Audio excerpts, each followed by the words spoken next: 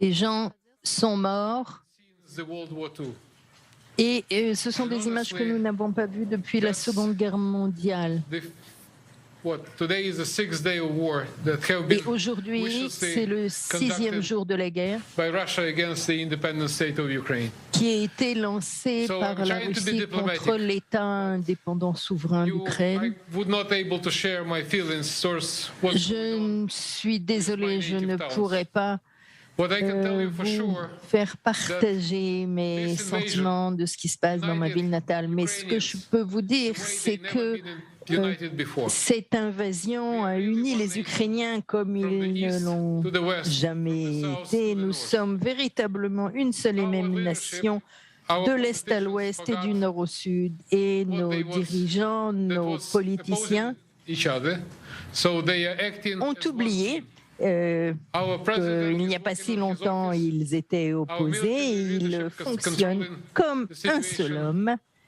Et ils font tout pour contrôler la situation avec les troupes. But Et nous pouvons dire que ça va, mais in terms of ce the qui se people's passe lives, véritablement avec l'invasion en termes humanitaires, c'est quelque chose d'extraordinaire. Ce n'est pas quelque chose during the Intifada times. que vous avez connu durant l'intifada. C'est vraiment quelque chose de très grave qui rappelle plus la guerre des 6 jours.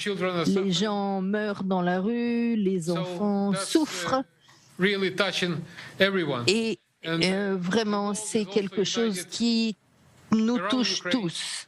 So the Et unity, la- the whole democratic L'unité is with du Ukraine. monde So démocratique all the states are répond providing présent à l'Ukraine et tous les États fournissent security, des armes de toute taille, des équipements de sécurité, de la nourriture, tout ce qu'il faut. Over the last 2 days, Et je peux vous dire qu'au cours des 2 derniers jours, Finland, la Suède, la Finlande first time et ever la since the World War Norvège, II, decided pour la to première sell- fois well, depuis basically la they didn't sell, Seconde they Guerre just mondiale, gave ont their décidé weapons de vendre, to en fait, Ukrainian army. de donner Never happened before. leurs armes à l'armée ukrainienne. C'est du jamais vu. Decided to give the weapons. L'Allemagne Also never a happened before since the décidé World War II. aussi de donner des armes, et là aussi, c'est du jamais vu depuis la Seconde Guerre mondiale. Coming back to our stage, Maintenant, pour our revenir relations with the state of à nous, en ce qui concerne les relations bilatérales avec l'État d'Israël, decision of the Israeli government je dois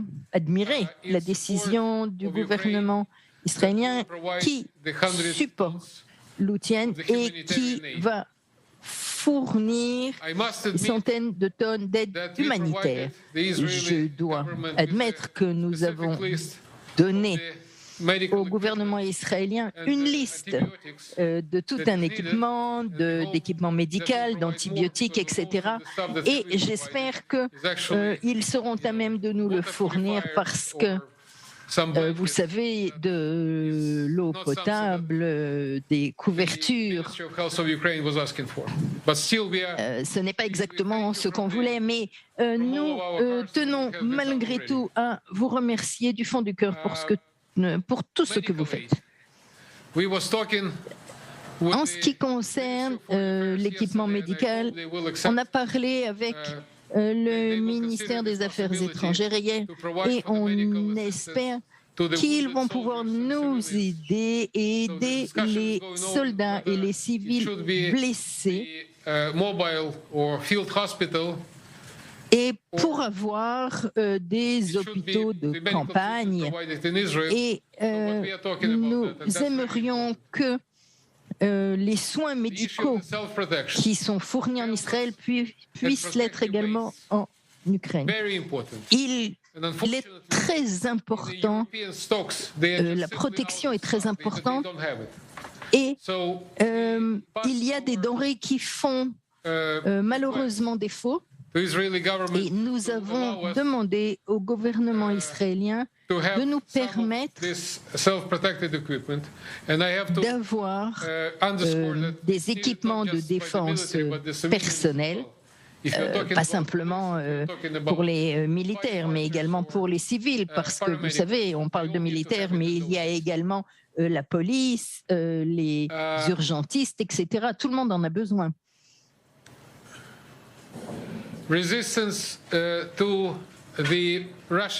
En ce qui concerne la résistance aux médias russes, la diffamation, c'est quelque chose que l'on voyait à la télé soviétique, et nous avons demandé au gouvernement israélien d'arrêter ou de fermer les chaînes soviétiques, et c'est quelque chose qui a été fait par tous les États d'Europe.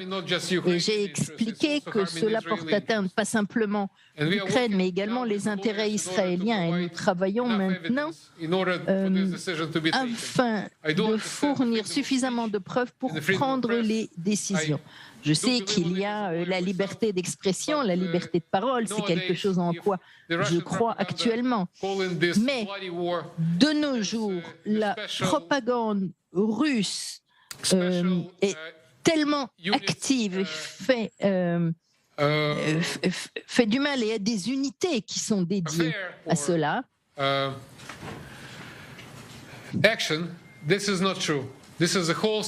Et ici, en fait, tout ce qu'on voit, c'est un tissu de mensonges. Les civils et les enfants meurent, vraiment. C'est quelque chose qu'on ne peut pas accepter. Enfin, nous avons été hier déçus par la décision du ministre de l'Intérieur qui a expliqué qu'il ne permettrait pas aux réfugiés ukrainiens de se rendre en Israël. Alors, évidemment, c'est à l'État souverain israélien de décider s'il veut ou non des réfugiés, des réfugiés qui viennent en fait non pas directement d'Ukraine, mais des États environnants, de Pologne, de Roumanie, etc. Et d'après ce que je sais, des dizaines de personnes ont été tout simplement renvoyées d'où ils venaient au cours des 6 derniers jours. Nous sommes persuadés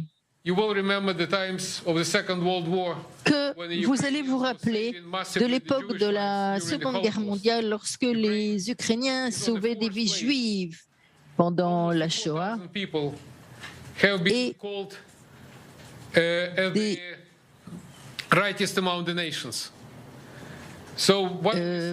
de 400 personnes se sont vues décerner le titre de juste des nations. Donc, nous espérons que vous allez accepter d'aider les Ukrainiens à surmonter cette période difficile. Et, on ne peut pas demander de déposer des cautions de 10 000 ou de 20 000 shekels, c'est quelque chose d'inacceptable. Nous sommes en période d'urgence.